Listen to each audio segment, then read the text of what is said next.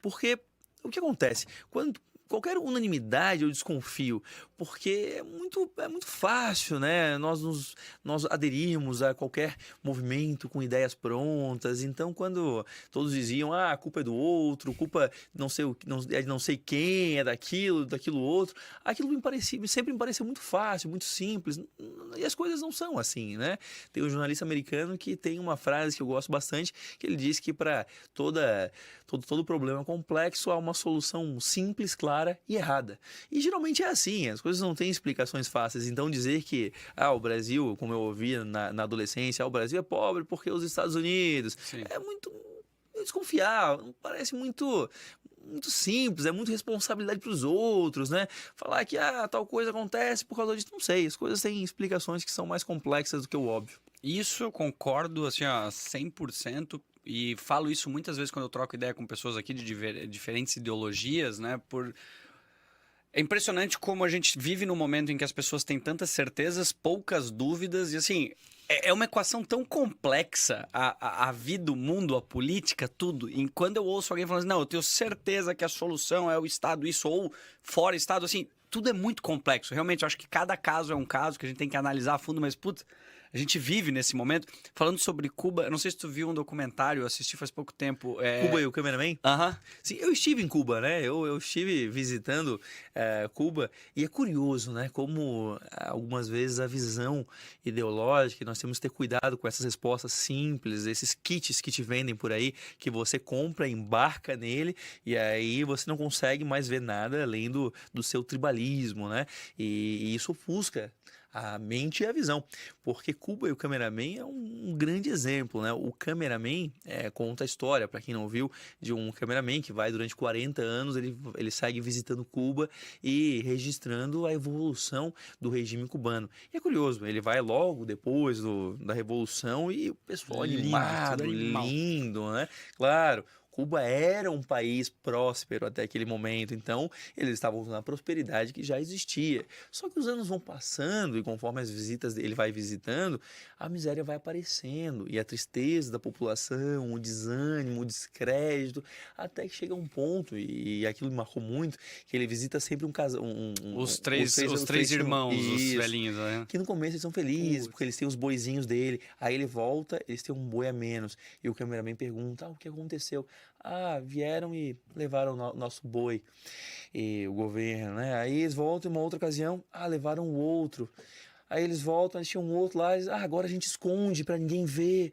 Aí voltaram, eles não tinham mais nada. No final eles morreram miseráveis, sem nada, triste por não poder trabalhar. E quando eu falo que a ideologia ela cega, é que o cameraman ele vê toda essa tristeza, vendo como Cuba embarcou na miséria, com aquele experimento humano e social. No final ele vê, ele admite a pobreza e a miséria, mas ele idolatra O Fidel. o Fidel, o causador da miséria. Ele, uma grande Fidel, mas miséria. Como se aquela miséria tivesse nascido espontaneamente ou fosse culpa de algo além do que ele acreditava, né? Algo além, uma terceirização da culpa. Fosse a culpa de alguém além do governo cubano. Não foi, era culpa do governo cubano. Mas ele não conseguia enxergar isso porque ele tinha um comprometimento ideológico. Então ele não conseguia ver aquilo. Ele observava, porque estava na frente dele a miséria, mas não conseguia admitir as causas. Eu achei muito interessante e eu tentei assistir na visão, realmente, eu entendo que ele tinha um carinho pelo Fidel, ele construiu esse carinho, mas eu consegui, sei lá, foi a minha interpretação, porque tem um momento muito chave que eu acho que ele coloca, que é em que o regime da União Soviética para de fazer, porque assim, o dinheiro vai acabando, e existia toda essa qualidade, porque, se eu não me engano, era 8 milhões de dólares que existia de subsídio da União Soviética para o regime cubano. E a hora que acabou, então isso daí começou a decair, e daí tu começa a ver o caos que começa a virar aquilo, Sim. entende? Puta, é muito triste, porque isso que tu falou daqueles três velhinhos, que daí tinha a irmã deles também, mas, Isso. porra, o mundo deles e a qualidade de vida, eu falava assim, esses caras estão vivendo, trabalhando na lavoura com 80, quase 90 anos, e assim, o mundo ia numa velocidade, numa qualidade de vida, assim, animal pra eles. Eu via isso e falava, pô, que legal ter essa possibilidade. Mas a consequência, seja do Estado, ou seja de um governo mal gerido, o como aos poucos isso foi chegando naquela área e a paz que eles tinham deixou de existir por causa dessa miséria, dessa má gestão. Puta, o negócio é muito triste esse final ali. É muito, muito triste mesmo, assim, né? E de fato, né? É curioso, faz tempo que eu vi, né? Realmente, o cameraman, ele justifica o fim da União Soviética pela miséria de Cuba, ou seja, não é culpa do governo cubano ali, mas de fato, né, acontece e é muito triste. Eu tive lá e pude ver com os meus olhos, assim, existe um apartheid moderno lá em monetário. Você tem o turista, que ele tem acesso a tudo e ele usa uma moeda diferente, e você tem a população, que não tem direito a nada, não consegue comprar nada. Eu estive tanto nas lojas dos turistas, como também quis conhecer o lado da população, onde eles compram. E lá eles ganham um cartãozinho que eles chamam de tarjeta de ouro, que é um cartãozinho que dá direito a alguns itens por mês.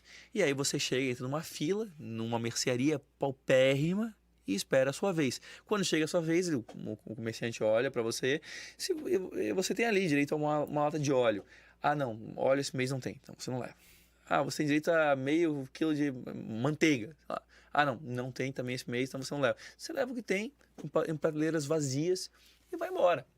E é isso, é um experimento. As casas são todas, primeiro que grande parte das casas são de propriedade do próprio Estado, então as casas são todas destruídas, porque se uma parede cai, se uma janela quebra, ninguém conserta, porque é o Estado que tem que vir e consertar. A consequência é que elas ficam ali, e até porque ninguém tem material para poder rebocar, consertar, enfim. Então as pessoas vivem todas empoderadas, assim, uma quantidade enorme de famílias em espaços pequenos, sabe? Como que alguém pode defender aquilo? Eles têm um sistema de esgotamento sanitário em Havana deficiente, que não funciona, então o esgoto às vezes corre na rua. Então é uma tristeza muito grande, assim, né? Enfim, eu pude constatar, não é só eu vi, não é só o que eu li, né? Então, e interessante isso que tu colocou, porque no documentário também ele mostra as pessoas, como é o mercado do turismo, e as pessoas com formação de engenharia e várias outras profissões que teriam um valor hoje muito grande no mercado, trabalhando com turismo porque não conseguiriam ter uma remuneração, trabalhando, vendendo em barraquinhas. Mas assim, das posições, profissões ou cargos mais requisitados em Cuba é o de mensageiro de hotel. Porque lá, em Cuba, o salário é tabelado, está cerca de $25 por mês. Então, quando você é mensageiro de um hotel, você às vezes ganha $10 de gorjeta, o que equivale a meio mês de trabalho, às vezes. Então, para você ter esses empregos, só se você é amigo de um político, se você tem proximidade com o governo, se você é filho de alguém importante, porque senão, você não consegue não. Esse trabalho, assim, é só para quem trabalhar com turismo, é privilégio.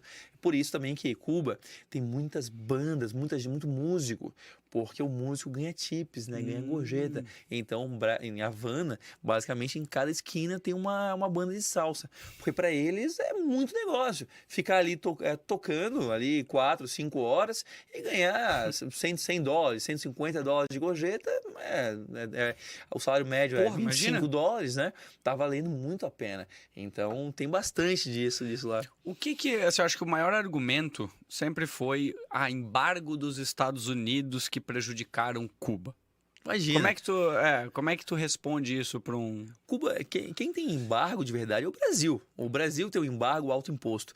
Cuba tem mais relações comerciais com o mundo do que o Brasil. Cuba tem cerca de 45% entre exportações e importações do seu PIB relacionados ao comércio exterior. Então, Cuba sim se relaciona muito com o mundo. O governo, ou melhor, se relaciona muito mais que o Brasil.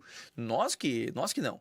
Enquanto Cuba exporta 20% do seu PIB, importa 22%, 23% do seu PIB, o Brasil exporta 15% e importa 17% do seu PIB. A nossa taxa aqui é muito menor.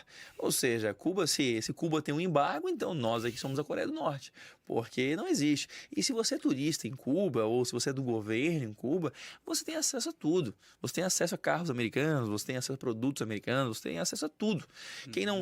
O embargo, na verdade, é a população, porque a população não tem dinheiro para comprar. Perfeito. Então não existe isso de embargo. É uma desculpa muito conveniente, né?